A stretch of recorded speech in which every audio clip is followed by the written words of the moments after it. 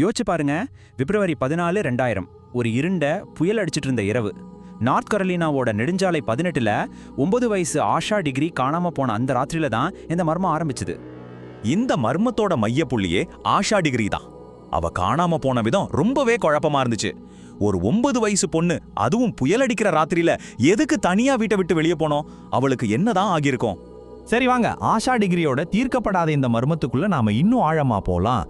அவளோட வாழ்க்கையோட கடைசி நிமிடங்கள்ல என்ன நடந்ததுன்னு கண்டுபிடிக்க முயற்சி பண்ணலாம்.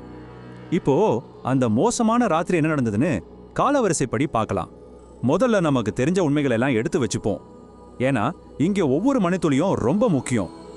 இந்த டைம்லைனை பாருங்க. ஆஷா காணாம போன அந்த கொஞ்ச நேரத்துல எவ்வளவு மர்மம் இருக்குன்னு புரியும்.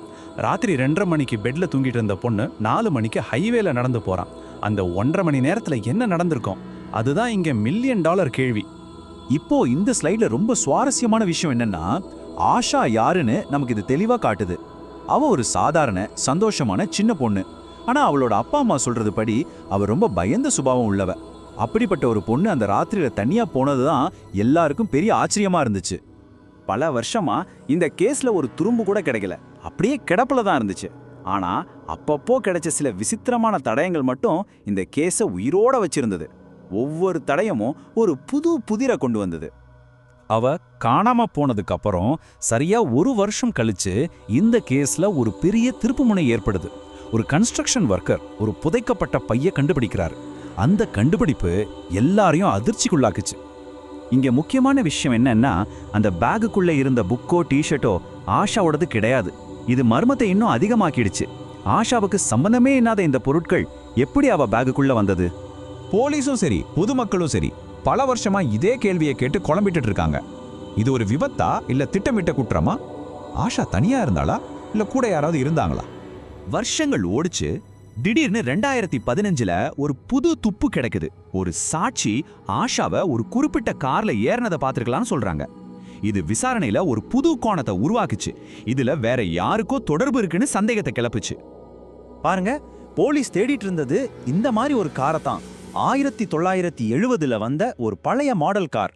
அடர்பச்சை நிறம், சக்கரத்துக்கிட்டெல்லாம் துரு பிடிச்ச ஒரு கார். இந்த கார் ஒரு முக்கியமான தடையா மாறுச்சு. ஆனா இதை ஓட்டுனது யாரு? பல வருஷம் அமைதிக்கு அப்புறம் இந்த கேஸோட போக்கையே மாத்த போற ஒரு வாக்குமூலம் வெளியே வருது. ஒரு பார்ட்டி, ஒரு சாட்சி, அதிலிருந்து ஒரு பயங்கரமான உண்மை வெளிச்சத்துக்கு வந்தது. பாலிகிராஃப் டெஸ்ட்ல பாஸ் ஆன ஒரு சாட்சி சொல்றாங்க, 2000ங்கள்ல நடந்த ஒரு பார்ட்டியில லிஸி ஃபாஸ்டர் அப்படிங்கிற ஒரு பெண், நான் தான் ஆஷா டிகிரியை கொன்னேன் அப்படின்னு சொன்னதா. இது எவ்வளவு பெரிய அதிர்ச்சி பாருங்க. இதை கேட்ட உடனே லிஸியோட சகோதரி சாரா வாய மூடிடின்னு கத்துனதா அந்த சாட்சி சொல்றாங்க. இந்த ஒரு உரையாடல் போலீஸோட மொத்த கவனத்தையும் டெமான் குடும்பத்து மேல திருப்புச்சு. இப்போ விசாரணை மறுபடியும் பல வருஷத்துக்கு முன்னாடி கிடைச்ச அந்த பேக்பேக் பக்கம் திரும்புது. அப்போ இல்லாம இருந்த டெக்னாலஜி இப்போ ஒரு அதிர்ச்சியான உண்மையை வெளிக்கொண்டு வருது. அதுதான் டிஎன்ஏ. தடயவியல் சான்று ஒரு விஷயத்தை தெளிவா காட்டுச்சு. டெமான் குடும்பத்துக்கும் ஆஷாவோட பொருட்களுக்கும் நேரடி தொடர்பு இருக்குன்னு. இது இந்த கேஸ்ல ஒரு மிகப்பெரிய முன்னேற்றம். ஏன்னா டிஎன்ஏ போய் சொல்லாது இல்லையா? போலீஸ் சோதனைக்கு அப்புறம் லிஸி ஃபாஸ்டர் அனுப்புன இந்த மெசேஜை பாருங்க. நான் செஞ்சேன்னு அவங்க நினைக்கிறாங்க. அது ஒரு விபத்து, நான் அதை மறைச்சிட்டேன். அவங்களே ஒப்புக்கிட்ட மாதிரி இருக்குல்ல? அதுக்கு அவங்க அக்கா சாரா அனுப்புன பதில் இதுதான். அது நம்ம ஷர்ட்ன்னு அவங்க நினைக்கிறாங்க. அது அவ ஷர்ட் இல்ல.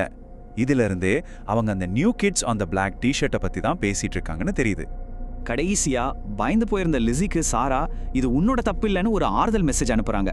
இதுல இருந்தே தெரியுது அவங்களுக்குள்ள ஏதோ ஒரு பெரிய ரகசியம் இருக்குன்னு. இவ்வளோ பெரிய திருப்பு முனைகள் எல்லாம் கிடைச்சும் இந்த கதையோட கடைசி பக்கம் இன்னும் எழுதப்படாமலே இருக்கு. நீதி கிடைக்குமா அப்படின்ற கேள்விதான் எல்லாருக்கிட்டையும் தொக்கி நிக்குது. சரி, இப்போ கேஸ் எந்த நிலைமையில இருக்கு?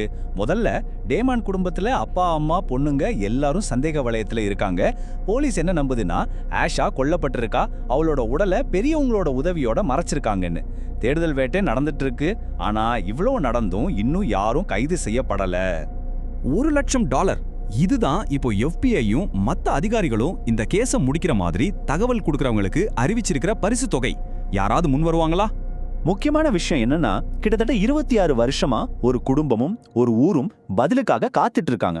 ஷெல்ஃபின் செல்லுன்னு எல்லாராலையும் அன்பா அழைக்கப்பட்ட ஆஷாவை அவங்க இன்னும் மறக்கல. அவங்க நம்பிக்கை மட்டும் இன்னும் போகல. ஆகவே 26 வருஷம் கழிச்சும் ஆஷாவை வீட்டுக்கு கொண்டு வர இன்னும் என்னதான் தேவைப்படுது? இந்த கேள்விக்கு எப்போதான் பதில் கிடைக்கும்? தேடல் தொடருது. ஆஷா ஒரு நாள் வீடு திரும்புவாள் என்ற நம்பிக்கையோடு.